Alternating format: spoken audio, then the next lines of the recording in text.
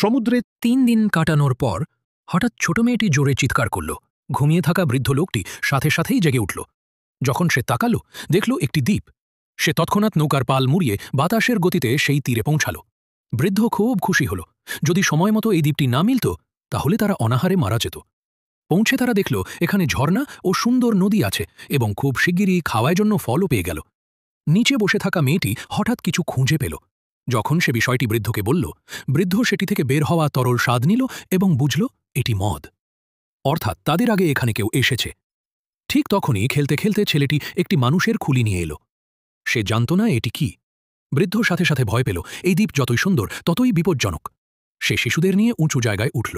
চারপাশে কোথাও কোনো বসতি দেখা যাচ্ছিল না। এদিকে ছোট মেয়েটি একটি গাছ পেল যেখানে কিছু ফল ছিল। মেয়েটি ফল তুলে খেতে যাচ্ছিল, তখনই বৃদ্ধ এসে বলল এটি উগলে ফেলতে। জঙ্গলের অধিকাংশ ফল বিষাক্ত হয়। বৃদ্ধ সিদ্ধান্ত নিল এখানেই শিশুদের নিয়ে থাকবে। তাদের মাছ ধরা ও জঙ্গলে বেঁচে থাকার কৌশল শেখাতে লাগল। থাকার জন্য একটি ছোট কুটিরও বানাল।